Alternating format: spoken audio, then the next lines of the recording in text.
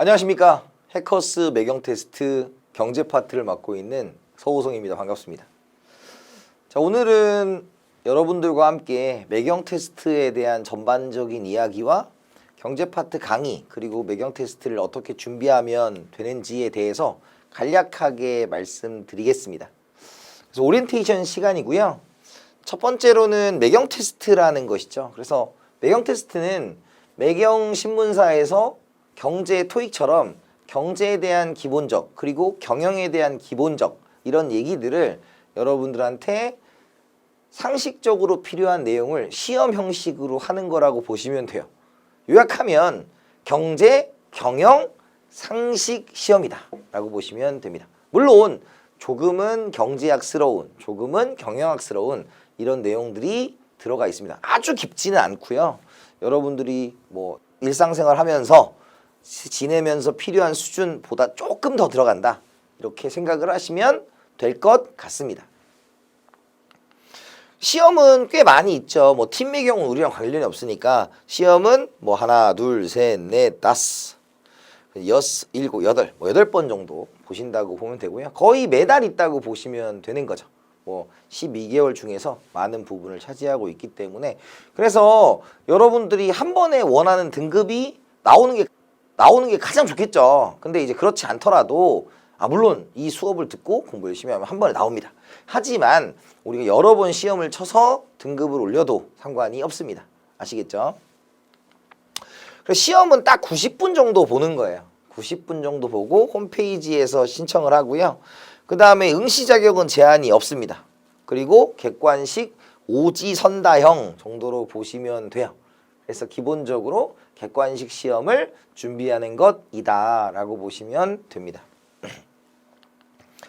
그래서 배점은 1000점 만점이에요. 1000점 만점으로 해서 우리가 이제 600점 이상 공인 점수를 준다라는 것으로 생각하시면 될 것 같고요. 이제 점수에서 800점, 600점, 400점 뭐 이런 식으로 진행이 되죠. 그래서 800점을 넘으면 최우수, 600에서 800이면 우수. 그러니까 여기는 우리 생각할 필요 없잖아요. 요 정도, 2개 정도 여러분들이 생각을 하시면 될 것 같다라는 말씀을 드리고요. 이 강의를 통해서 여러분들한테 반드시 우수 이상을 만들어 드리겠다라는 것입니다. 그래서 경제 40문제, 경영 40문제예요. 그래서 우리가 뭐 테세 시험 같은 경우는 경제를 주로 다루기 때문에 한 명의 선생님이 들어가지만, 이제 매경 같은 경우는 2명의 강사가 각각의 전문 영역으로 경제와 경영을 나누어서 이제 강의를 진행하게 된다고 보시면 됩니다. 그래서 훌륭하신 경영 선생님이 또 다루고 계시니까요. 한번 기대해 주시면 좋을 것 같고요. 그래서 이제 여기 보시면 아시겠지만 나오는 내용인데 뭐 크게 의미는 없어요. 그냥 나온다는 내용들이니까 한번 보시는 건데, 기본적으로 경제 파트에서 보시면 아시겠지만 굉장히 수학적인 부분은 없어요. 여기서 경제학을 조금이라도 공부해 보신 분은 알겠지만 우리가 이제 미분, 적분, 벡터, 미안합니다. 뭐 그런 것들 있잖아요. 그런 것들은 없어요. 미분 같은 건 없고, 그래도 어느 정도의 계산을 할 수 있어야 돼. 대표적으로 연립방정식 정도는 하셔야 된다라는 거고요. 최대한 쉽게 가르쳐 드리려고 노력을 할 겁니다. 뭐 경영은 아시다시피 중요 핵심 이론들을 공부하시면 될 것 같고요. 그래서 여러분들한테 OT를 이제 마무리를 하면서 느끼는 건지, 시험은 무엇이고 몇 점 이상을 맞아야 되고, 그래서 시험은 600점 이상을 맞이고 여러분들이 800점까지 맞으려고 노력을 하셔야 될 것 같고요. 이제 공부를 할 때 제일 중요한 파트가 뭐냐면, 이 강의를 듣고 있는 부분에서 뭐 경제학을 약간 전공하신 분들도 있고 경영학을 조금 전공하신 분들도 있고 둘 다 전혀 상관없는 분들 있잖아. 근데 항상 중요한 건 뭐냐면 이 시험에 맞는 공부를 하느냐. 이게 되게 중요한 얘기 같아요. 그래서 저는 여러분들에게 솔루션을 드린다면, 특히 경제 파트도 마찬가지고 경영도 마찬가지지만 처음 하시는 분들이 하실 때 이것을 처음부터 내가 100% 이해한다는 것의 접근보다는, 경제는 이런 내용이 주를 이루는구나, 경영은 이런 내용을 주를 이루는구나, 이것들을 첫 번째 강의를 들을 때 여러분들이 한번 잘 보셔야 될 것 같아요. 그리고 두 번째 들으실 때 여러분들이 취약한 부분들을 체크 하시면서 다시 들으면서 우리 교재에 나와 있는 문제를 정확하게 활용하신다면 여러분들에게 좋은 결과가 있을 거라고 생각이 듭니다. 그래서 강의는 꼭 2번씩은 들으셔야 돼요. 권장드립니다. 아시겠죠? 두 번째는 관련 문제를 숙달될 때까지 푼다라는 거예요. 참고로 경제학, 경영학에는 이제 전공을 하신 분은 아시겠지만 약간의 깊이가 있게 들어갈 수도 있잖아요. 그런데 이런 부분에 있어서 그 경영 경제학이 매경 테스트스러운 문제가 출제가 되니까 그거와 관련된 문제를 좀 많이 풀어보시려고 해야 돼요. 참고로 다만 이제 매경 테스트 같은 경우는 문제은행식을 권장하기 때문에 매경에서 뭐 따로 문제집을 출간하거나 뭐 이론선이 있어요. 근데 출간하거나 그러진 않아요. 다만 관련 문제를 우리가 어디서 찾아보느냐라는 것은 어디에서 우리가 홈페이지에 가면 거기에 문제가 나와 있습니다. 그래서 그 문제를 숙달될 때까지 좀 많은 문제가 있으니까 풀어보시면 좋을 것 같다라는 말씀을 드리고요. 그 다음에 세 번째, 매경 테스트도 우리가 이제 이런 시험에서 시사 문제를 조금 많이 어려워들 하세요. 그런데 다행히도 시사 문제는 매경에서 꼭 봐야 될 시사 문제라고 해서 줍니다. 줘요. 그래서 그게 경영이든 경제든 시사든 좀 주니까 한 10개에서 한 15개 정도 주거든요. 그럼 그걸 여러분들이 꼭 숙지하시면 거기에서 알려준 것은 그 회차 시험에 거의 다 나온다고 보시면 돼요. 그래서 요거는 여러분들이 이제 자료를 찾으시지 못하시면 제가 우리 게시판에 말씀을 해주시면 거기에 링크를 걸어 드릴 테니까 여러분들 꼭 숙지하고 보시면 될 것 같습니다. 결론적으로 말씀드리면 강의는 반드시 첫 번째 기본적으로 익히고 두 번째 숙지하는 것으로 들으면 2번씩은 꼭 들으셔야 된다라는 말씀을 드리고요. 두 번째는 관련한 문제를 홈페이지 그리고 뭐 다른 참고서 우리 것도 마찬가지지만 다른 곳에서 찾아서 푸시고 세 번째는 우리가 반드시 이번에 시험에 나오는 시사 문제를 푼다 이렇게 생각을 하시고 3단계에 걸쳐서 한다면 여러분들이 별로 어렵지 않게 이 강의와 함께 매경 테스트 우수 이상을 반드시 맞을 수 있을 거라고 생각이 됩니다. 자, 이번 시간은 드디어 경제학의 첫 번째 시작이 되겠고요. 여기 있는 내용들을 여러분들이 다 숙지를 하시고 나온다는 거 반드시 정리를 잘 해두시면 좋을 것 같습니다. 첫 번째 경제활동에 대한 이야기고요. 경제활동은 우리가 기본적으로 경제활동을 하기 위해서는 경제 주체가 경제 객체를 생산, 소비, 분배한 활동입니다. 이해되셨어요? 그래서 경제 주체에는 뭐가 있냐면 가계, 기업, 정부, 외국 등이 있습니다. 그죠? 가계, 기업, 정부, 외국이 있다. 그걸 뭐라고 한다? 경제 주체. 그러니까 행위를 하는 주체라고 보시면 되는 거예요. 그럼 첫 번째 가계는 우리가 뭡니까? 민간 부분입니다. 민간. 그래서 우리가 가계와 기업을 무슨 부분? 민간 부분이고요. 그 다음에 정부를 우리가 공공 부분이라고 하고 외국을 우리가 해외 파트, 해외 부분이라고 얘기를 하는 겁니다. 그래서 우리가 가계와 기업이 어떻게 합리적 선택을 하느냐라는 것을 우리가 미시경제학이라고 하는 겁니다. 미시경제학. 그리고 여기에 민간과 공공을 얘기하면 거시경제인데 해외가 빠졌죠. 해외가 빠지면 폐쇄경제의 거시경제학 이렇게 표현하는 거고요. 우리가 여기에 이제 뭐까지 들어가면 해외까지 들어가게 되면 개방경제의 거시경제학 이렇게 보시면 돼요.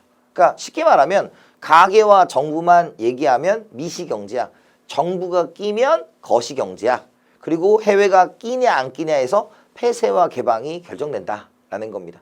그래서 우리가 경제학책을 기본적으로 보다 보면 우리 아무리 그래서 미시경제학, 거시경제학 이런 말은 들어봤잖아요. 그죠? 그런 얘기들을 처음부터 진행을 하기 전에 기본을 깔고 가는 시간이라고 보시면 될 것 같습니다. 이해되셨죠? 그래서 가계는 민간 부분이고요. 우리가 소비의 주체이며 효용의 극대화를 추구한다라는 거예요. 그래서 소비의 주체다. 그러니까 가계가 내가 이제 돈을 쓸 때만 가계야. 만족감. 그래서 효용은 기본적으로 똑같은 말이 뭐냐면 만족이라는 말이에요. 만족. 근데 만족은 우리가 좀 표현하기에 제가 오늘 갔어. 오늘 강의를 들었어요. 갔더니 야 오늘 강의 어땠어? 좀 좋았어. 살짝 좋았어. 약간 좋았어. 이거는 좀 경제학적으로 좀 쉽지가 않잖아요. 그러니까 조금 만족도 좀 멋있는 말로 효용, 요거 이제 유틸리티라고 하면 유틸리티라고 표현하는 거예요. 그래서 우리가 효용의 극대화, 유틸리티 이렇게 생각을 하시면 될 것 같습니다. 그래서 이제 만족의 극대화고요. 즉 내가 돈을 써서 기분이 좋아. 이게 뭐예요? 효용의 극대화를 추구한다라는 것입니다. 두 번째, 기업은 생산활동의 주체이면서 이윤의 극대화를 추구하는 거죠. 근데 여러분 이윤을 할 때 보셔야 될 게 뭐냐면 우리가 이윤은 총수입에서 총비용을 뺀 것을 우리가 이윤이라고 하는 거야. 이윤. 그래서 우리가 총수입 같은 경우는 이제 우리가 똑같은 말로 현실에서는 매출액이라고 써요. 매출액. 들어보셨죠? 매출액. 내가 설렁탕집을 하는데 5,000원짜리 설렁탕을 10그릇 팔았으면 매출액은 5만 원이 되는 거죠. 그런 식으로 우리가 총수입이라고 보시면 됩니다. 참고로 우리가 조금 있다가 경제를 하면서 이제 약자에 조금 익숙해지셔야 되는 타이밍이 와요. 그러니까 그건 여러분들이 저하고 차근차근히 해가시면 되고 처음에는 뭐 이렇게 진행을 하도록 하겠습니다. 그래서 가게는 소비 활동의 주체이며 효용, 만족을 추구하는 주체다. 기업은 생산활동의 주체이며 이윤을 추구하는 주체다. 이렇게 보시면 됩니다.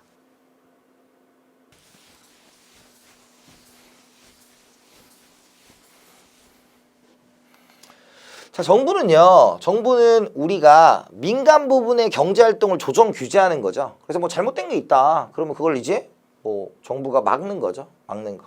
그래서 재정의 주체다라는 겁니다. 그러니까 재정은 세금을 가지고 하는 게 재정이라고 보시면 돼요. 그죠? 우리가 뭐 세금 얼마 내고 그걸 가지고 뭐 재난지원금 이런 거 줄 수도 있고 막 이런 것들이 재정의 주체다라고 보시면 될 것 같고요. 공공부분이다. 국가니까 공공부분에 해당한다. 그래서 가게는 효용의 극대화, 기업은 이윤의 극대화를 추구하지만 국가는 국가를 잘 어떻게 좋게 만들 것이냐라는 거죠. 그래서 사회후생의 극대화를 추구한다라고 보시면 돼요. 그래서 공익의 극대화, 사회후생의 극대화 이렇게 표현을 하시면 될 것 같고요. 마지막으로 외국은 무역의 주체로서 상호이익의 극대화를 추구합니다. 상호이익을 극대화한다는 것은 어떤 의미겠어요? 상호이익은 무역을 하기 위해서는 한 나라라도 자기가 손해를 보면 무역을 하지 않을 거예요. 따라서 각 나라들이 서로 다 이득을 남겨야만 무역을 할 거니까 상호이익의 극대화 이런 식으로 표현을 한다고 보시면 됩니다. 그래서 가계, 기업, 정부, 외국 이렇게 체크를 해두시면 될 것 같습니다. 두 번째는 이제 경제 객체와 생산 요소죠. 그래서 주체는 경제 활동을 하는 주체니까 가계, 기업, 정부, 외국이 있다면 이제 경제 객체는 첫 번째가 뭐가 된다? 재화와 서비스라는 게 있죠. 재화와 서비스. 재화는 유형이면 재화예요. 유형. 지금 분필 같은 거 이거는 이제 물건의 외부 형체가 있잖아요. 그래서 이걸 우리가 유형이라고 표현하는 거고요. 서비스는 우리가 무형입니다. 무형. 자, 무형이라는 것은 인간의 탈을 써야만 할 수가 있는 것이죠. 예를 들어 제가 여러분들한테 지금 매경 테스트 경제 파트의 강의를 진행하고 있는 것이잖아요. 따라서 저는 강의 서비스를 제공하고 있는 것이다. 이렇게 생각을 하시면 될 것 같습니다. 용역 똑같은 말이에요. 요즘은 잘 안 씁니다. 용역은. 그죠? 뭐 이렇게 재화와 서비스 이렇게 많이 사용을 한다라고 보시면 될 것 같습니다. 그래서 재화 서비스에 대해서 설명을 해드렸죠. 유형이냐 무형이냐 설명을 해드렸고요. 생산 요소가 있습니다. 생산 요소. 생산 요소는 생산 활동에 투입되는 요소다라는 거죠. 그냥 뭐냐? 재료 같은 거, 재료. 참고로 여러분도 이런 거 있잖아요. 여러분 지금 이 강의를 우리가 찍고 있습니다. 그러면 여기에는 저가 있고요. 그 다음에 여기 카메라 감독님이 계세요. 우리는 지금 노동을 제공하고 있는 겁니다. 근데 여기 지금 스튜디오가 있고 그 다음에 카메라가 있겠죠. 이런 것들은 자본입니다.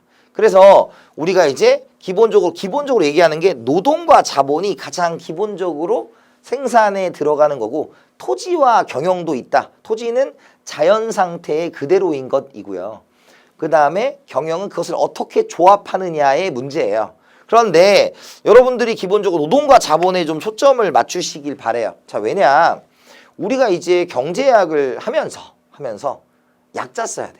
우리 여러분들 우리 한글 쓸 때도 약자 안 써요? 쓰죠. 뭐 야, 낄끼밥 너무 오래됐다 이거 마상 뭐 이런 거 있잖아. 그런 거 쓰잖아요. 그것도 그것처럼 외국도 약자 써요. 외국도 이제 특정 용어나 뭐 이니셜로 약자를 쓰는데 이제 노동은 이제 일반적으로 인간의 정신적 육체적 노력을 의미하니까 노동은 이제 L 레이버를 씁니다. 자, 앞으로 그 다음에 자본, 인간이 만들어낸 생산 요소예요. 그래서 자본은 캐피탈 들어보셨죠? 캐피탈. 그런데 이제 캐피탈은 기본적으로 C로 시작하잖아.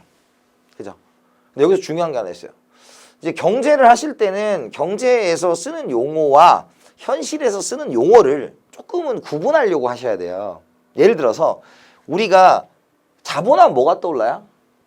이게 떠오르죠. 쩐. 돈이 떠오르잖아. 근데 여러분들 이제 이 경제학 지금 우리 매경 테스트 경제학에서 물론 다른 경제학도 마찬가지죠. 화폐라는 시장을 얘기하기 전까지는 자본은 돈이 아니고 기계, 뭐 공장 이렇게 생각하셔야 돼요. 아시겠죠? 그래서 지금 여기 있는 카메라, 스튜디오, 건물, 기계 이런 것들이 자본입니다. 아시겠죠? 그거 오해하시면 안 된다. 그런데 이 C를 쓰기에는 C가 뭐다? 되게 많은 게 있어요. 뭐 컨슘션, 소비도 되고 코스트, 비용도 있기 때문에 얘는 이제 일반적으로 K를 씁니다. 선생님 왜 K입니까? C로 하면 안 됩니까? 여러분 제가 정한 게 아니에요. 이거 경제학에서 K로 한다. 그래서 노동은 L, 자본은 K 이렇게 여러분들 생각해 두시면 좋을 것 같습니다. 아시겠죠? 그 다음에 이제 토지도 있죠. 인간이 만들지 않은 생산 요소 그냥 땅 생각하시면 되고요. 경영은 그걸 조합하는 능력이다라고 보시면 돼요.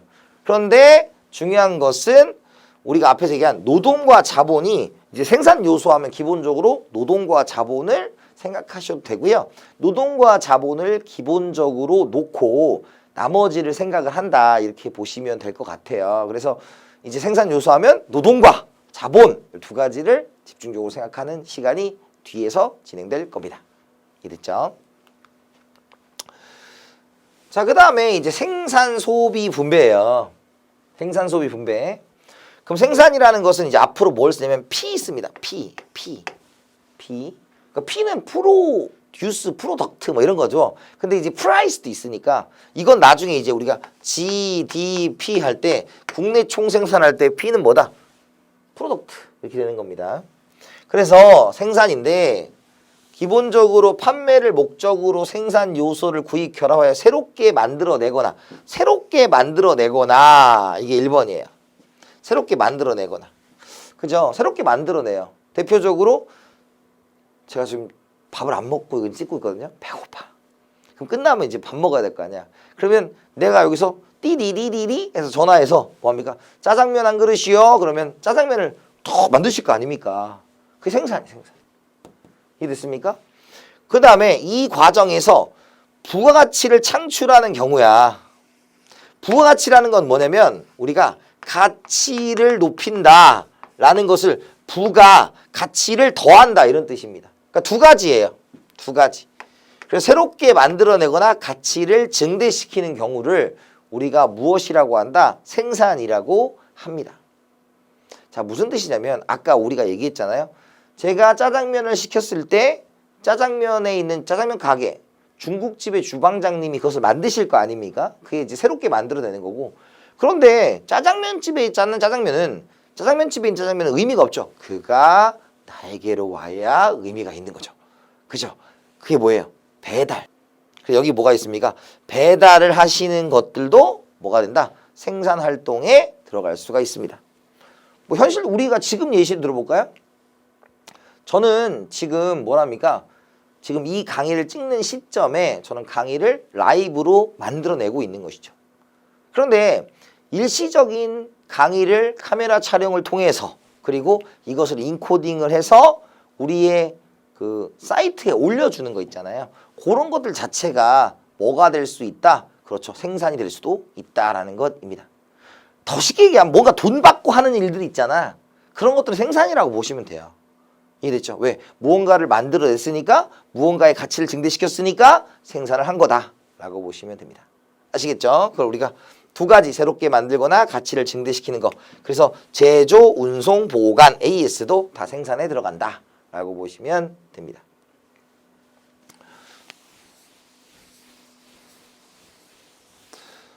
두 번째 소비입니다. 아까 소비죠.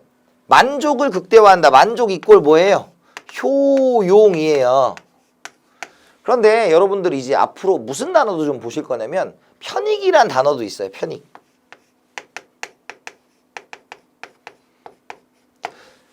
우리 편익은 나의 만족감을 돈으로 표현한 거예요. 예를 들어서 야, 서호성 선생님 강의가 몇 점이야? 90점이야. 100점이야. 이건 뭐예요? 효용이에요. 그런데 서호성 선생님의 강의가 어때? 그러니까 2만 원이야, 3만 원이야 그러면 편익입니다. 아시겠죠? 그래서 돈으로 표현한 거.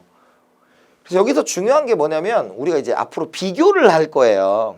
비교를 할 때는 가장 중요한 것 중에 하나가 뭐냐면 기준이 서로 같으냐. 이게 되게 중요한 포인트가 됩니다. 아시겠죠? 그래서 효용과 편익이 되겠고요. 반드시 만족을 높이는 것을 목적으로 해야 되고 생산을 하기 위한 재료를 구입하는 것은 생산의 과정이다 라는 거예요. 자, 예시를 들어서 요거예요. 요거를 들면 이 얘기예요. 우리가 어머니가 있어요. 어머니. 그리고 식당이 있어요. 식당. 근데 어머니가 쌀을 구입하는 것과 식당에서 쌀을 구입하는 게 다르다는 얘기죠. 왜? 어머니가 쌀을 구입하는 이유는 집안에 있는 가족들에게 그 쌀을 먹게 함으로써 흐뭇해. 물론 배고픔이 채워지겠지만 흐뭇해지는 거죠. 그래서 얘는 뭐예요? 효용을 위해서 하는 거기 때문에 효용은 뭐예요? 소비를 하는 것이죠. 근데 식당에서 쌀을 사는 거 그것을 재료 삼아서 만들어서 돈을 벌기 위한 거죠. 그거는 뭐를 위해서? 이윤을 위해서 하는 것이기 때문에 생산이다. 쉽게 말하면 돈을 주고 무언가를 산다는 것이 모두 소비가 되지는 않는다. 그것이 정말 만족감을 위한 거냐. 그래서 막 이런 것도 있어요. 막 깊게는 안 나오는데 예시를 들면 예를 들어 호성이가 가족들과 여행을 하기 위해서 우리가 이제 그 승합차 있잖아요. 뭐라 그러지? 그 다인승 차를 샀다 이거야. 그건 놀러 가려고 산 거지. 그건 소비예요. 그런데 제가 그걸로 택시를 하려고 차를 샀다. 그럼 뭐예요? 생산이 되는 거죠. 아시겠죠? 그래서 만족을 위해서 사느냐 그렇지 않느냐에 따라서 소비가 생산이냐 아니냐가 달라진다. 그러니까 소비라는 단어를 쓸 수 있느냐 없느냐로 나뉜다. 이렇게 보시면 돼요. 자, 분배입니다. 분배인데 잘 보세요. 여기서 이제 중요한 게 있습니다. 중요한 게 이제 경제학은 일반적인 생활에서 나오는 예시들을 제가 주로 사용할 거예요. 그런데 경제학에서만 조금 보는 얘기들도 있어요. 뭐 예를 들어서 이런 거야. 분배가 뭐냐라는 거야. 분배가 뭐냐. 그 분배 얘기하면 여러분 뭐야? 나눠주는 거. 이렇게 생각할 거 아니야. 그런데 여기 경제학에서의 분배는 일반적으로 인컴이라는 개념을 많이 써요. 인컴. 소득이죠. 소득이. 그래서 여러분들 중요한 게 있어요. 우리가 아까 얘기한 거 있잖아. 노동을 제공하고 자본을 제공하고 그죠? 토지를 제공한다 이거야. 뭐 경영 뺄게요. 너무 여러분들한테 어려움이 있을 수 있기 때문에 생산 요소에 들어가지만 뭐 주로 다루진 않습니다. 그러면 토지에 대한 요게 뭐야? 생산 요소잖아. 생산 요소예요. 그러면 생산 요소의 대가를 뭐 하는 거? 지불하는 거. 대가를 지불하는 것을 우리가 뭐라고 한다? 그렇지. 얘를 분배라고 하는 거예요. 분배. 그럼 여러분들이 기억해야 돼요. 분배는 공짜에 아니에요. 공짜 아니에요. 내가 뭔가가 뭐야? 생산 요소를 제공하고 받는 겁니다. 그래서 생산 요소, 노동을 제공하고 임금을 받아요. 임금. 자본을 주고 이자를 받아요. 토지를 제공하고 지대를 받습니다. 라는 거예요. 그런데 여러분 이제 앞으로 이런 얘기를 해야 돼요. 이제 임금과 이자도 이제 영어로 좀 써야 됩니다. 약자. 그래서 여러분들 처음 하실 때 그래서 제가 OT 할 때 말씀드린 거예요. 처음 할 때 당황하지 마시고 이걸 들어놓으면 두 번째 들을 때 들어오는 거야. 들어오는.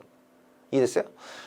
우리가 임금은 영어로 하면 웨이지예요. 그래서 얘는 이제 뭘로 쓰냐? 임금은 W로 씁니다. W. 그 다음에 이자는 우리가 이자 렌탈 레이트, 뭐 인터레스트 다 써서 R 씁니다. R. 그래서 이제 뭐예요? 노동을 주면 임금을 받고 자본을 주면 이자를 받는다. 그래서 L, W, R, K 아니 KR 이렇게 여러분들이 구분해서 기억을 하시려고 해야 되고 약자는 점점 조금씩 늘어날 겁니다. 할 수 있습니다. 아시겠죠? 그렇게 체크를 하면 되죠. 그래서 무상으로 얻은 거는 분배로 생각하면 안 되고 생산 요소를 제공한 대가다. 생산 요소를 제공한 대가다. 요겁니다. 그죠? 그래서 공짜가 아니다라는 걸로 체크를 해 두셔야 되겠습니다. 아시겠죠? 그렇게. 자, 그럼 첫 번째 문제를 가봅시다. 첫 번째 문제. 자, 지금까지 배운 게 뭐예요? 경제 주체는 가계, 기업, 정부, 외국이 있다. 두 번째, 우리가 경제 객체는 재화와 서비스, 그리고 생산 요소에는 노동, 자본, 토지, 경영이 있었다. 노동과 자본을 중심으로 하자. 분배는 생산 요소를 제공한 대가이다. 노동에는 임금, 자본에는 이자를 받는다. 이렇게 체크를 해두시면 될 것 같습니다. 그럼 문제입니다. 다에 해당하는 경제활동의 유형을 보기에서 골라 바르게 묶은 것은 문제를 이렇게 드린 이유는 뭐냐면 여러분들이 이 문제를 풀 때 중요한 포인트가 뭐였다. 여러분 시험마다 다 문제의 형태가 조금 달라요. 근데 저는 여러분들한테 뭐 첫 시간이니까 말씀을 드리면 저는 수험 적합성을 굉장히 중요시하는 사람입니다. 수많은 매경 테스트의 스타일들이 있을 거 아니에요. 그래서 여러분들 여기에 문제를 드린 건 여러분들이 배운 내용들이 어떻게 출제가 되고 있는지 한번 살펴보자. 뭐 이런 의미라고 보시면 될 것 같습니다. 아시겠죠? 그래서 가다에 해당하는 경제활동의 유형이죠. 경제활동의 유형은 생산, 소비, 분배 이렇게 생각을 하시면 되겠죠. 생산, 소비, 분배다 라고 보시면 되고요. 생산활동에 참여하여 생산 요소를 제공한 대가. 그렇죠. 대가니까 얘는 뭐가 되겠다? 분배가 되겠죠. 분배. 경제적으로 가치는 어떤 것을 새로 만들거나 원래의 가치를 증대시키는 새로 만들거나 가치를 증대시켰다 라는 것이니까 생산이 되겠죠. 일상생활의 만족감을 높이기 위해 재화 서비스를 구입하여 사용하거나 소모하는 것이다. 이것은 소비가 되겠죠. 왜? 무엇이니까? 만족감을 높이는 거니까. 갑니다. 그러면 이제 다였어요. 렌터카 회사가 경험용 승용차를 구입하는 것이다. 구입하는데 렌터카 회사가 산 거죠. 그러니까 이것은 뭘로 본다?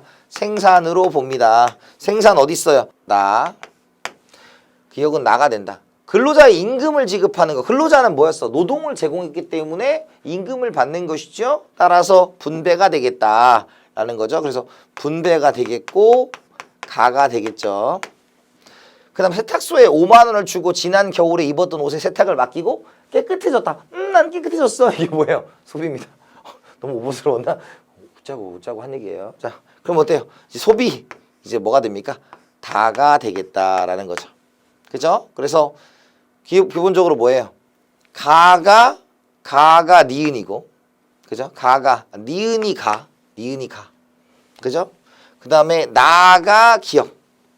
다가 디귿이니까 정답 몇 번이다? 3번이 되겠다라는 문제였습니다.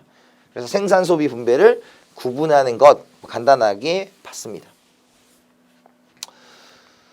자, 이제 우리 매경에서 좋아하는 주제가 이겁니다. 좋아하는 주제가 이거예요. 경제 순환에 대한 이야기를 하는 것이고요. 그걸 이제 말로 써놨는데 뭐 어렵게 생각하지 마시고 요 그림을 한번 보시면 돼요. 자, 먼저 우리가 이제 가계와 기업이 있습니다. 가계와 기업. 그죠? 가계와 기업을 우리가 뭐라고 한다? 민간 경제 주체다라고 얘기하는 것이었죠. 그래서 가계는 우리가 소비의 극대화를 추구하는 주체였고 소비를 통해서 효용의 극대화를 추구하는 주체였고요. 기업은 생산을 통해서 이윤의 극대화를 추구하는 주체였다라는 것입니다. 그런데 먼저 생산물 시장에서 우리가 만드는 건 뭐였다? 재화와 서비스를 사는 것이 생산물 시장이죠. 생산물 시장이고 그 다음에 생산 요소는 노동, 자본, 토지 뭐 이런 것들을 거래하는 시장이다 라는 것입니다. 자, 그럼 여기서 한번 생각해 볼게요. 이제 여러분들하고 좀 생각해 볼게. 생산물 시장이 있고 생산 요소 시장이 있습니다.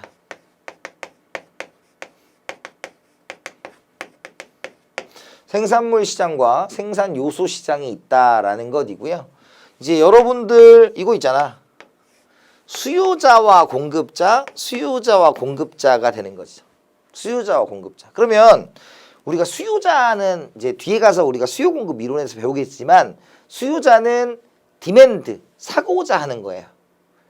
S, 공급자는 서플라이, 팔고자 하는 겁니다. 그러면 당연히 생산물 시장에 재화와 서비스를 거래하는 데 있어서 재화, 대표적으로 제가 사고 싶은 게 뭐다? 스마트워치 같은 거, 스마트워치 같은 거. 그러면 스마트워치를 어디? 뭐 S전자나 L전자에 이런 데서 이제 제공을 하겠죠. S전자나 L전자에서 제공할 거 아니야. 이해됐어요? 그런데 지금 여기는 어때? 이걸 지금 갖다 놔야 되니까 얘가 기업이 공급자가 되겠죠.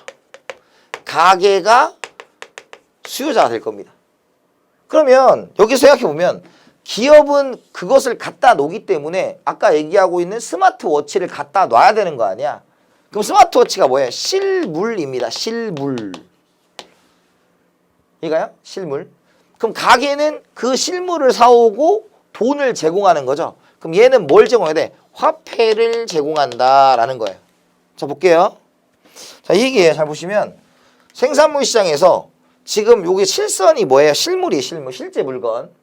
그리고 점선이 화폐 이름이죠. 그러니까 이렇게 재화 서비스 S전자가 스마트워치를 뭐 마트에 갖다 놨다 이거야. 생산물 시장에 마트에 갖다 놓은 거야. 그러면 호성이가 그걸 사오겠죠. 그래서 재화 서비스를 공급하면 사온다 이런 뜻입니다. 그러면 이제 내가 스마트워치 사왔으니까 마음을 줘야 돼, 돈을 줘야 돼요. 돈을 줘야 되겠죠. 그래서 소비 지출을 하고 그것이 판매 수입이 됩니다. 기업에 돈을 버게 되는 거죠. 이해됐습니까? 그런 논리예요. 그래서 지금 첫 번째로 알았어. 공급자가 실물을 제공하는구나. 이런 겁니다.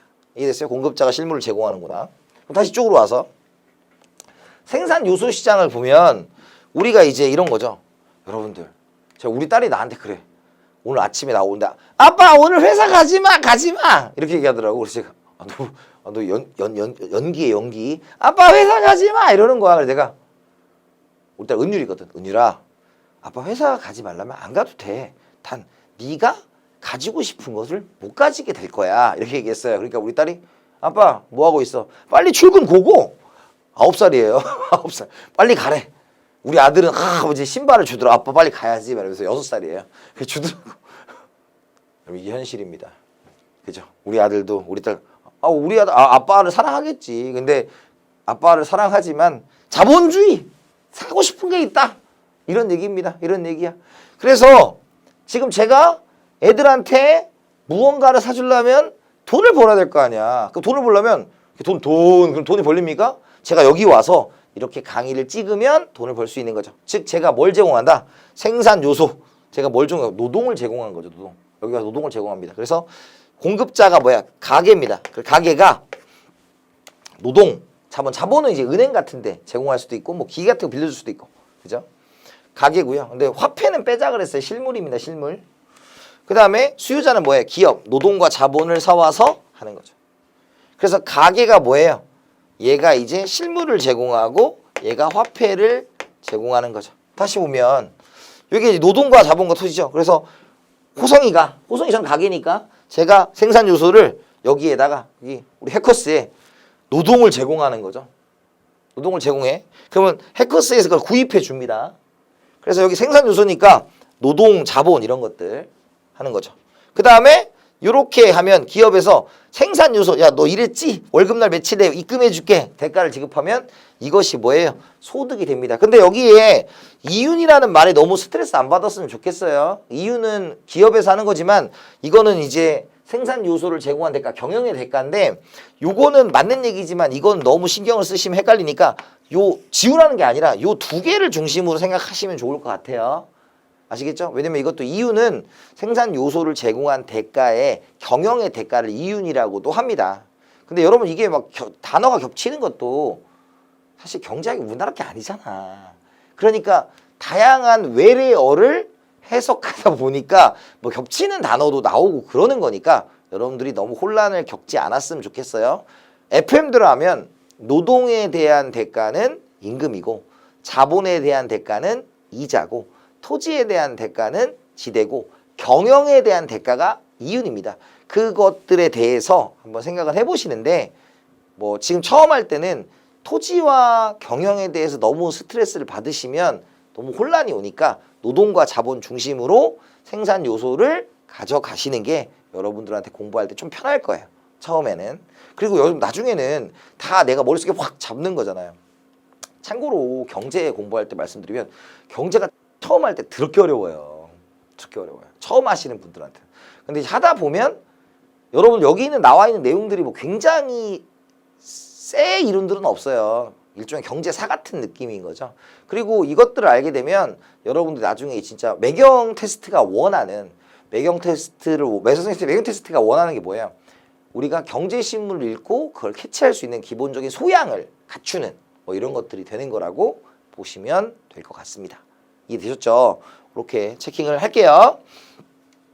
그래서 이게 뭐예요? 결국 임금 이자 지대 이유는 생산 요소를 제공하고 얻는 소득이죠. 그래서 이걸 조금 멋있게 표현하면 요소 소득이다. 생산 요소를 제공하고 얻은 요소 소득이다. 이렇게 보시면 될 것 같습니다. 이해되셨죠? 그래서 이렇게 한번 봤습니다. 이 그림은 되게 좋아해요, 여러분들. 정말 좋아합니다. 그리고 여기다가 조금 더하면 이렇게 더할 수가 있어요. 여기에다가 정부를 집어넣습니다. 정부를 집어넣어요. 그죠? 그럼 정부를 집어넣으면 점선이니까 점선이 뭐가 돼요? 가게나 기업에 정부의 돈이 들어가겠죠. 그걸 우리가 조세라고 표현할 수 있어요. 조세라고 표현할 수 있어요. 그러면 우리가 정부가 이렇게 실물을 제공해 줄 수 있단 말이죠. 그래서 실물을 제공하는 게 뭐 공공재 같은 것도 있는데 공공재는 정부가 제공하는 것만 있는 건 아니지만 주로 정부가 제공하는 뭐 가로등, 도로 뭐 이런 것들 있잖아. 그런 것들로 생각하시면 될 것 같아요. 그래서 지금은 일단 공공재로 한번 기억을 해두시면 좋을 것 같습니다. 나중에 우리가 공공재 파트에 가서 다시 한번 언급을 하게 됩니다. 이해되셨죠? 그렇게 체킹할게요. 그래서 요 그림 정말 중요합니다. 여러분들 한번 꼭 기억을 하셔야 되고 기억하는 방법 실물을 제공하는 자가 공급자다 라는 거 체크해 두시면 돼요.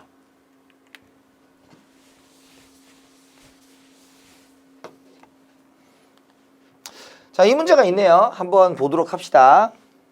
그림은 민간 경제의 흐름을 나타낸 것이다. 기역 미음에 해당하는 사례로 적절하지 않은 것은 입니다. 그래서 기역닌 디귿리을 미음이 있죠. 자, 볼게요. 회사원 갑이 상여금을 받았다라는 거예요. 그럼 기역이죠. 자, 기역은 지금 어때요? 지금 화폐가 들어온 거잖아. 그러면 지금 우리가 상여금을 받았으니까 상여금은 이거잖아요. 상여금, 임금이잖아. 노동에 대한 대가를 받은 거니까 기역에 들어갈 수가 있습니다. 그죠? 돈 받은 거니까 노동을 제공하고 받은 돈이기 때문에 맞는 거죠. 그 다음에 2번 일용직 노동자 을이 공사장에서 일을 했다라는 거죠. 그러면 공사장에서 일을 했다는 것은 일용직 노동자가 노동을 제공한 거죠. 그래서 노동을 제공한 게 어딥니까? 여기죠. 그래서 우리가 노동을 제공했으니까 니은도 맞는 거죠. 노동을 제공했다. 맞는 겁니다. 3번 기업병은 노동자 100명을 고용했다라는 거죠. 그럼 주어가 누구야? 기업입니다. 기업이에요. 그러면 노동자 100명을 고용했다라는 것은 이렇게 노동자를 고용한 게 되는 거죠. 즉 생산 요소인 노동을 사왔다 이런 뜻입니다. 디귿도 맞고요. 그 다음에 리을 양계업자 선재가 달걀을 시장에 내다 팔았다라는 거죠. 그럼 시장을 내다 팔았다는 것은 생산물, 재화를 팔았다. 어디에? 생산물 시장에. 그래서 생산물 시장에 팔았다라는 거죠. 그래서 우리가 여기 뭐야? 재화를 판매했다라는 거죠. 자, 5번 강사 주연이가 인터넷 강의를 시작했다라는 것은 어디에 해당해야 돼? 인터넷 강의를 시작한 건 마찬가지로 여기 일에 노동에 들어가야죠. 인터넷 강의, 인터넷 업체에 강의를 제공했으니까 여기 들어가야 됩니다. 이게 되셨죠? 그럼 미음은 뭐예요? 미음은 가기가 생산물 시장에 우리가 아까 얘기한 대금을 지급한 거겠죠. 그죠? 내가 여기서 했던 게 뭐야? 기업이 스마트워치를 마트에 갖다 놓으면 그걸 가게에 사서 돈을 준다. 이렇게 가는 거였죠. 이해됐습니까? 그래서 미음이 아니어서 정답은 몇 번이다? 5번이 틀렸다라고 보시면 됩니다. 5번이 틀렸다. 이해되셨죠? 그렇게. 그래서 요 그림 정확하게 여러분들 이해를 하셔야 됩니다. 꼭 부탁드릴게요. 꼭 부탁드린다는 건 꼭 하셔야 됩니다. 아시겠죠? 자, 그 다음에 이제 경제학의 기초 개념인데요. 이런 단순한 상식들도 가끔은 물어봅니다. 물어보는데 여기에 대해서 막 집중적으로 파고 들어갈 필요는 없고 그냥 단어의 뜻 정도만 구분하면 돼요. 효율성과 공평성이죠. 효율성은 최소 투입, 최대 산출 뭐 이런 것들이고 공평성은 얼마나 평등하게 가지고 있느냐로 보시면 돼요. 그래서 공평성은 우리가 형평성이라고도 얘기합니다. 형평성이라고도 얘기해요. 공평성, 형평성 이렇게 얘기를 하기도 합니다. 당연히 성장과 조화가 같이 갈 수가 없죠. 분배가 같이 갈 수가 없습니다. 그래서 요 둘은 좀 같이 가기 좀 어려운 개념이다. 근데 뭐 뜻 정도 보시면 되고요. 그래서 효율성은 최대 효과는 뭐야? 주어진 자원으로 최대의 산출량을 얻는 것이다. 그죠? 그러니까 무슨 뜻이야? 동일한 비용이면 많이 얻는 게 좋은 거다라는 거죠. 그 다음에 최소 비용. 동일한 양을 생산하는 데는 적은 비용을 쓰는 게 좋은 거예요. 이렇게 얘기하는 겁니다. 그죠? 공평성은 공정하게, 평등하게 뭐 이런 걸 얘기하고 있습니다. 자, 그 다음에 부분균형 분석과 일반균형 분석이 있어요. 부분균형 분석은 뭐냐면 이런 겁니다. 여러분 경제학이 좋아하는 게 뭔지 아세요? 경제학은 뭐 좋아하는 게 몇 가지가 있는데 1번이 가정이에요. 가정. 가정이란 게 뭐냐면 예를 들어서 A라는 원인과 결과를 비교하고자 해요. 그러면 그것들에 대해서 뭐라고 얘기하냐? 다른 것들은 일정하다고 가정을 하는 겁니다. 이해됐어요? 가정이야, 가정. 그러니까 예를 들어서 여러분 이 강의를 보고 있는 분들 중에서 저를 이 강의를 선택한 이유가 뭐겠어요? 뭐 회사를 보고 들어오신 분도 있고 맛보기 공의를 봤는데 그게 마음에 들어서 오신 분들도 있고 책을 샀는데 책과 강의를 같이 가고 싶어서 그런 분들도 있고 다양하겠죠. 다양할 거예요. 이해됐어요? 그런데 다양할 건데 다른 조건 다 빼고 가격만 보자 이거야. 그러면 가격만 보려면 나머지가 다 일정해야 되죠. 그런 식으로 보는 것을 부분균형 분석이라 그래요. 이해됐어요? 그 다음에 일반은 뭐냐면 A가 변하면 B가 연관성이 있고 B가 C의 연관성을 같이 보는 거예요. 이해됐어요? 그래서 부분은 모두 일정하고 하나만 보겠다. 요거는 여러 시장의 연관성을 보겠다. 요 정도로 체크하시면 됩니다. 뭐 뜻 정도만 간단하게 보시면 될 것 같고요. 자, 그 다음에 인과의 오류와 구성의 오류는 뭐냐면 우리가 인과라는 것은 우리가 원인이 있고요. 그 다음에 결과가 있겠죠. 원인과 결과. 인과라는 것은 원인이 나타나면 결과가 반드시 나타나야 돼요. 근데 얘는 그걸 착각한 거야. 대표적으로 시간차. 시간차가 뭐냐면 우리가 까마귀 날자 배 떨어지자 들어보셨죠? 그러니까 뭐냐면 이런 게 뭐냐면 까마귀가 날아서 배가 떨어졌으니까 까마귀가 날 때마다 배가 떨어진다. 뭐 이런 얘기도 해볼까요? 여러분 징크스 같은 거 있죠. 징크스. 없어요? 저 옛날에 지금 생각해보면 이런 게 있어. 제가 징크스가 요즘 하나 생긴 게 뭐냐면 제가 예전에는 제가 이제 나중에 소비 일어날 때 뭐 얘기하겠지만 제가 지금은 좀 먹고 살만한데 예전에 좀 힘든 시절이 있었어요. 누구나 다 그래요. 여러분들한테 꼭 그 말을 해주고 싶어. 다 힘든 시절이 누구나 있어요. 인생은 이런 경제순환 같은 거예요. 뭐 제가 여러분들한테 뭐 라떼는 말 이런 얘기가 아니라 정말 이런 것 같아서 노력하고 있다 보면 기회는 오는 것 같은데 예전에 제가 힘들 때 물건을 살 돈이 없으니까 사고는 쉽잖아. 그러면 가장 먼저 생각하는 게 중고를 산 거예요. 그런데 중고를 제가 안 사고 나서부터 좀 일이 잘 풀리기 시작했어. 그러니까 제가 그 뒤로 중고를 안 사요.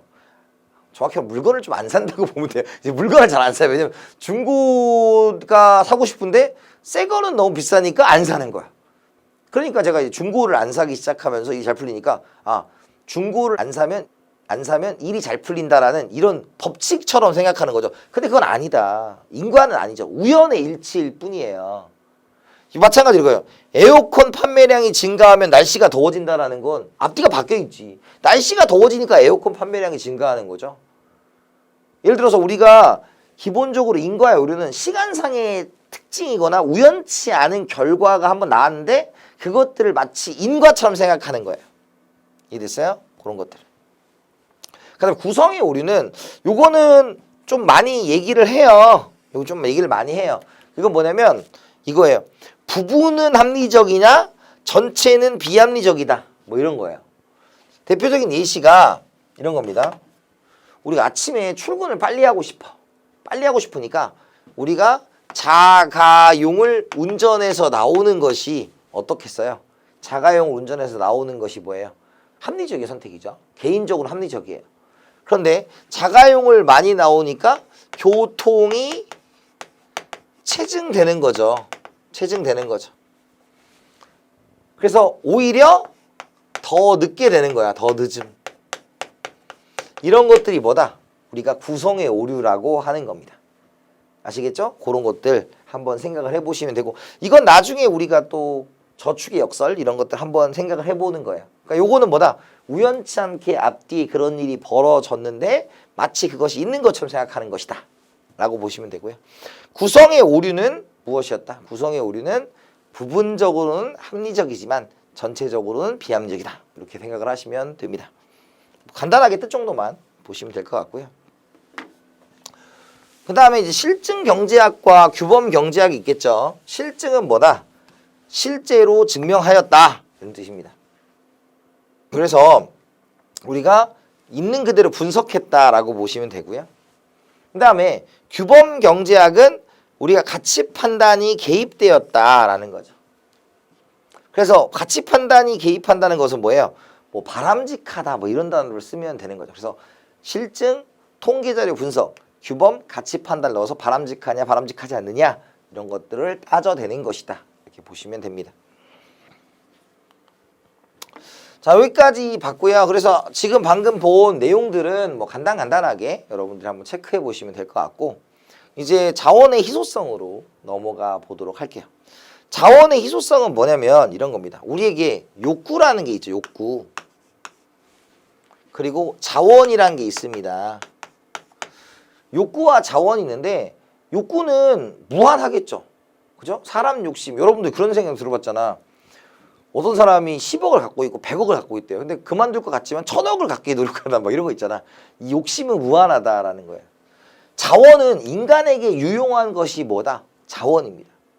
대표적으로 여러분들이나 나나 자원이 뭐가 있다? 뭐 돈이나 뭐 우리가 리소스 우리가 그 천연자원 같은 거 있죠. 뭐 석유, 석탄 같은 것도 들어갈 수 있겠지만 우리에게 가장 필요한 자원은 시간이에요. 시간.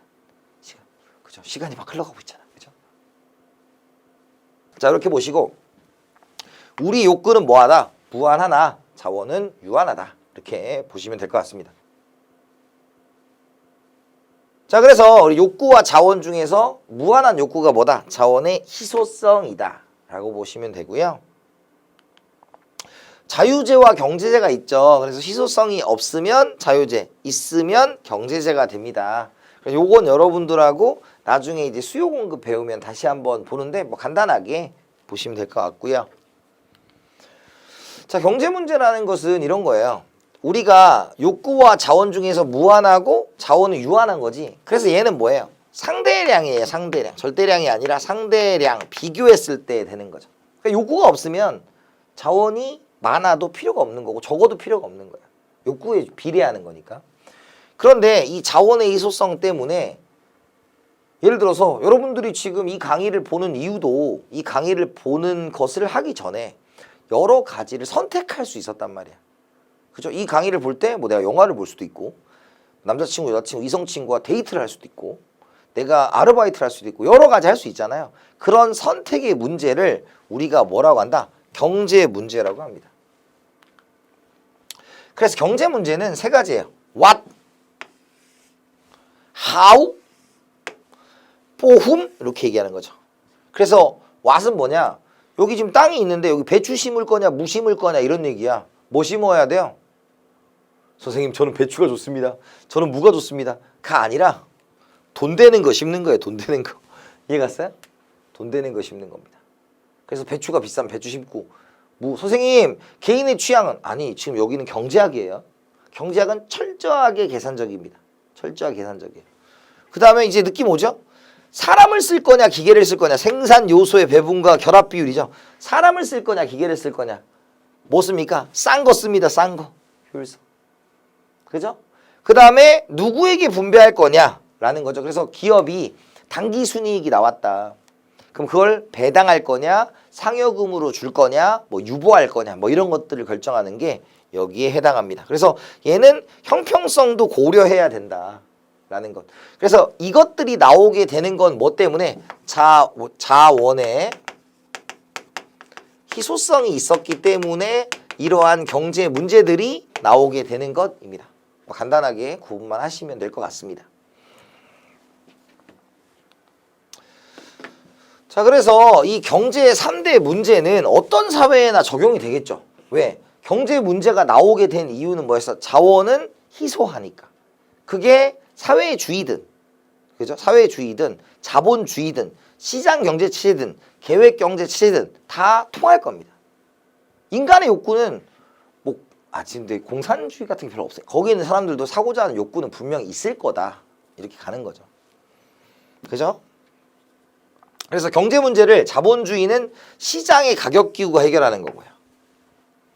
사회주의는 정부의 계획에 의해서 해결한다라는 것입니다. 자, 그래서 우리가 이제 큰 그림을 보는 거예요. 첫 번째, 한정된 유용한 자원과 욕구가 자원의 희소성을 만들어냅니다. 그러니까 선택을 할 수밖에 없고 what, how, for으로 선택, 경제 문제가 만들어지고요. 그죠? 그 다음에 이것을 어떻게 해결하느냐, 가격이 해결하느냐, 정부가 해결하느냐 이런 걸로 가서 우리가 자본주의냐, 시장경제체제냐, 사회주의냐, 계획경제체제냐 이런 경제체제, 경제 문제를 해결하는 방법이 굳어지는 것이다. 이렇게 보시면 될 것 같습니다. 자, 볼게요. 다음 지문에 대한 의견으로 옳은 것은입니다.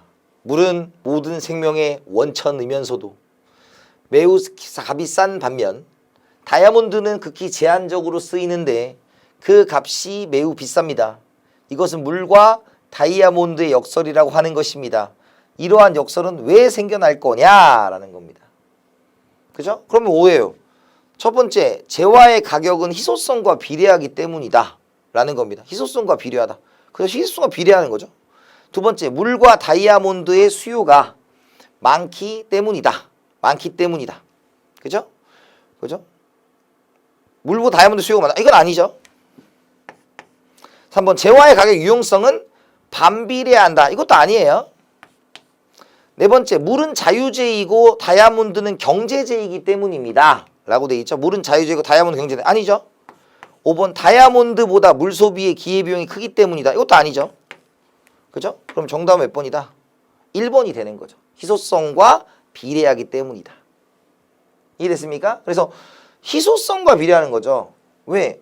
물은 많고 다이아몬드는 적으니까 그걸 가지고 싶어 하는 거죠. 그걸 희소성과 비례한다. 이렇게 표현을 하면 되기 때문입니다. 그래서 지금 기회비용은 아직 안 배우셨으니까 간단하게 희소성이 높을수록 요구가 많을수록 가격이 비싸다. 이 정도로 여러분들이 체크를 해두시면 될 것 같습니다.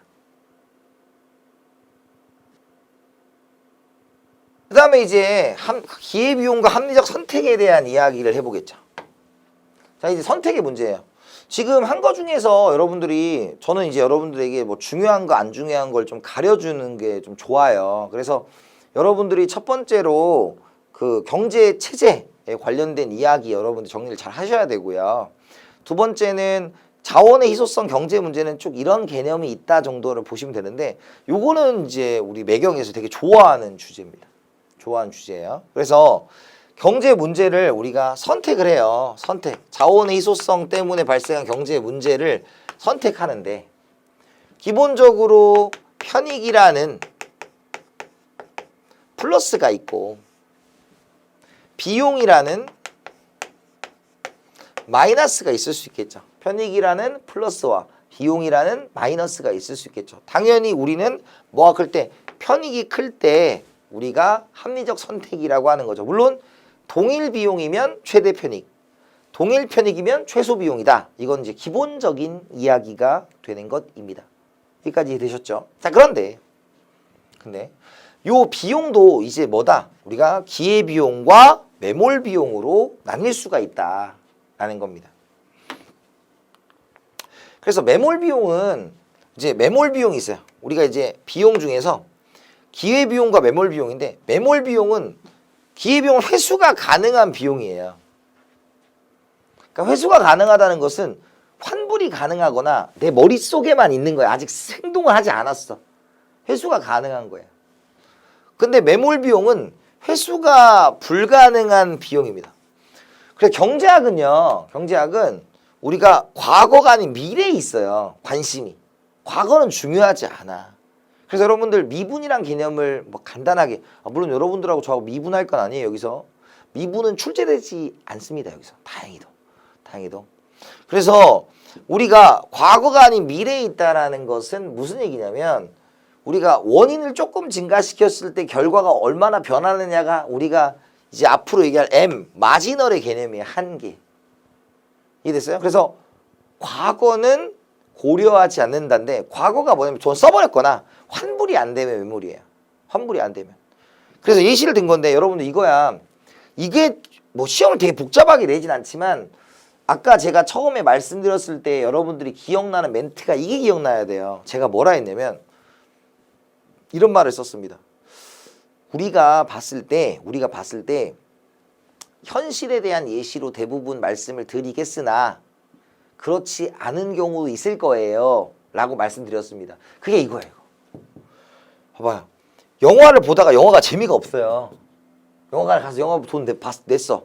그죠? 그럼 여러분들 영화를 보려고 해서 재미가 없으면 어떻게 해요? 얼마나 재미없는지 보지. 돈 아까워서 보잖아. 뭐야 나만 그런 겁니까?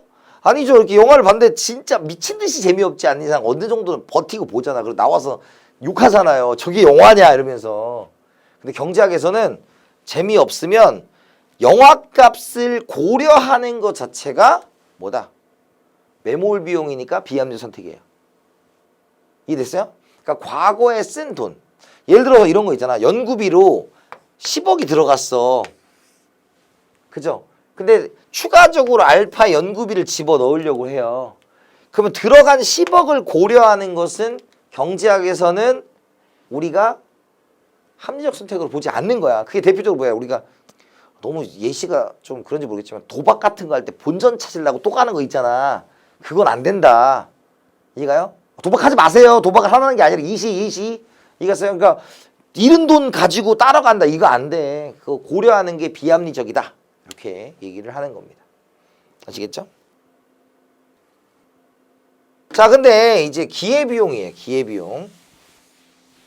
자, 기회비용은 우리가 뭐냐면 첫 번째가 기회비용은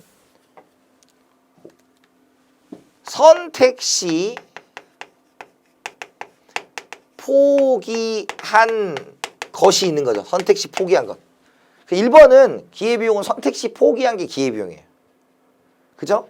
and 근데 이제 하나일 때는 선택 시 포기한 건데 여러 개인 경우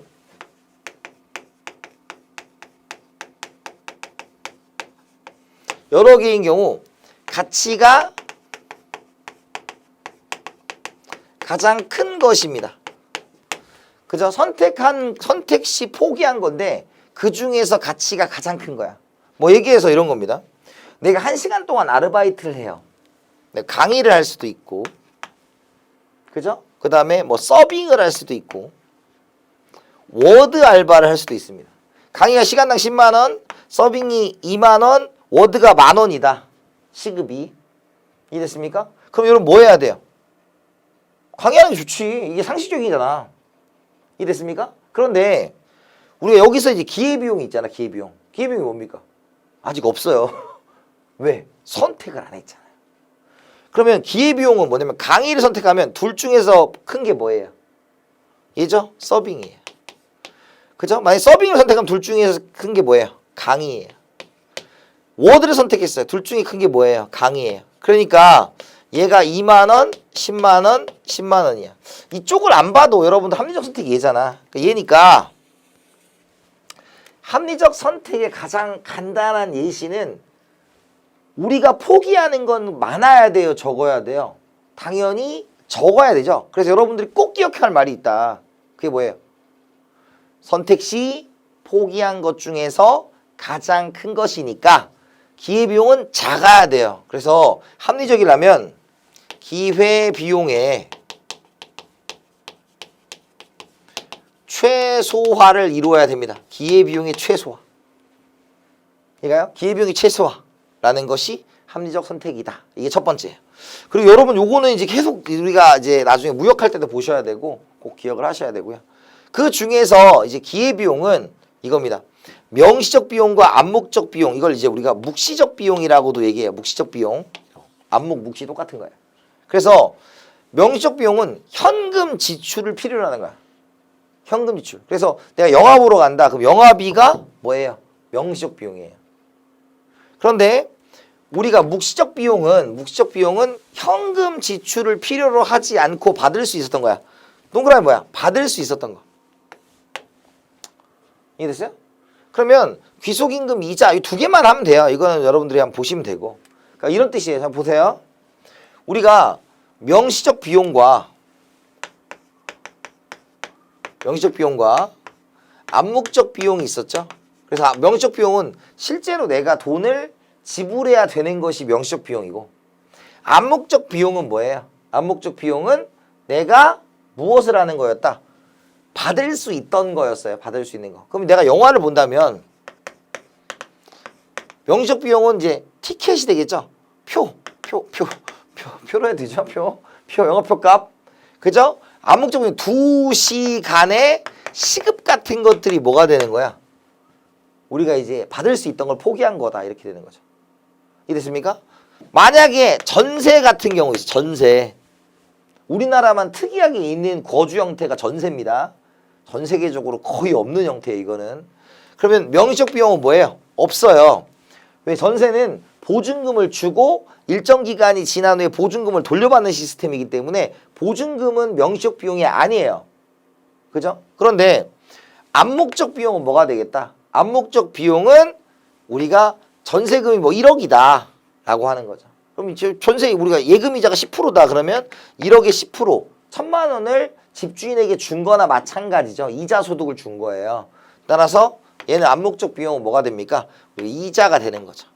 그래서 시급 받을 수 있었다. 이걸 우리가 귀속임금, 받을 수 있었던 임금이다. 이렇게 표현하는 거고, 이자는 귀속이자, 받을 수 있었던 이자다. 이렇게 표현하는 거예요. 이해되셨죠? 그래서 이렇게 보시고, 귀속지는 토지에 대한 거고요. 정상이유는 경영에 대한 거다. 그 뜻 정도 보시면 되고, 귀속임금, 이자 정도 보시면 됩니다. 자, 그래서 합리적 선택은 당연히 우리가 기회비용, 경제학적 비용은 두 개 다 포함한 개념이다라고 보시면 될 것 같으니까 여러분들이 보시는 거죠. 그래서 여러분들이 지금 세 가지를 좀 초점 보는 거예요. 1번, 매몰 비용하고 차이점. 매몰 비용은 회수가 안 되지만 기회비용은 회수가 된다. 2번, 기회비용은 포기한 것 중에서 가장 큰 것이기 때문에 작은 것이 좋다. 그것이 합리적 선택이다. 세 번째, 기회비용은 명시적 비용과 암묵적 비용으로 나누어지고 실제로 돈을 지불해야 되는 명시적 비용과 내가 받을 수 있던 돈을 포기한 암묵적 비용을 둘 다 비용으로 보아야 한다라는 겁니다. 요건 나중에 여러분들 문제를 풀면서 다시 한번 언급할 시간이 있을 겁니다. 자, 그래서 이제 합리적 선택에 대해서 얘기를 하고 있는데 요 예시를 요건 이제 문제를 바로 갈게요. 요 문제로. 다음 사례에서 기억에 들어갈 최소한의 액수로 옳은 것은 입니다. 자, H 주방장 호성 씨는 제 이름 호성입니다. 호성이 자신의 음식점을 차리려고 생각하고 있다. 예상되는 수입은 2천만 원이다. 그래서 수입이 2천만 원이에요. 2천만 원. 비용은 임대료 300만 원, 종업원 인건비 250만 원, 재료비 500만 원, 기타 잡비 250만 원이다 라는 거예요. 그러면 우리가 이제 마이너스가 비용인데 비용은 뭐가 되겠어요? 우리가 명시적 비용과 더하기 암묵적 비용이 이렇게 나누어지겠죠. 그죠? 그러면 이제 거기 보면 임대료, 종업원 인건비, 재료비는 다 뭐예요? 기타 잡비까지 명시적 비용이죠. 그래서 이렇게 300만 원, 250만 원, 500만 원, 250만 원이니까 얼마가 돼요? 다 더하면 1,300만 원이 얘가 비용으로 들어간다는 얘기예요. 이해됐죠? 1,300만 원이 비용으로 들어간다는 얘기예요. 근데 지금 얘가 지금 호텔에 계속 남기로 했다는 것은 버는 돈과 쓰는 돈 중에서 뭐가 클 때 얘가 지금 클 때 사업 안 하고 그냥 호텔에 남는 거잖아. 그럼 여기가 얼마예요? 700이죠. 700. 즉 700만 원보다 더 초과하여 암묵적 비용이 뭐예요? 얘가 가게를 안 차리고 얘가 호텔에 남았을 때 받을 수 있는 돈이 되겠죠. 그죠? 그래서 이게 뭐가 된다? 우리가 묵시적 비용이 되겠다. 암묵적 비용이 되겠죠. 그래서 얘가 요게보다 더 많이 받으면 되니까 얼마가 됩니까? 우리가 700만 원이 정답이 되는 것이다. 이해됐죠? 어떻게 푸는지. 그래서 앞에 예시, 요 예시는 여러분들이 한번 읽어보시고 이해가 안 되시면 게시판에 한번 보시면 돼요. 근데 크게 어려움은 없을 겁니다. 그래서 요 정도가 여러분들한테 물어보는 우리가 이제 기회비용 쪽의 문제다라고 보시면 될 것 같습니다. 아시겠죠? 그래서 여기 이제 시사죠, 시사. 그래서 이제 시사에 대해서는 여러분들이 한번 내용을 관련한 얘기를 말씀드리는 거고요. 여기는 지금 어때요? 이제 기회비용에 대한, 그래서 코로나 때문에 기회비용이 이렇게 발생했다라는 얘기, 그죠? 포기한 게 발생했다. 이런 것들을 한번 얘기를 해드린 겁니다. 아시겠죠? 그래서 이번 시간은 여러분들하고 전반적인 얘기를 말씀드렸고요. 매경 테스트에서는 생산물 시장, 생산 요소 시장, 가게와 기업이 어떻게 경제 순환을 하는가 굉장히 중요합니다. 그거 잘 정리하시고요. 두 번째는 자원의 희소성에 대한 개념하고 마지막에 했던 우리가 기회비용, 매몰비용, 기회비용의 계산 정도를 여러분들이 정리해 두시면 좋은 공부가 될 거라고 생각이 됩니다. 아시겠죠? 그러면 다음 시간에 찾아뵙도록 하겠습니다. 수고하셨습니다.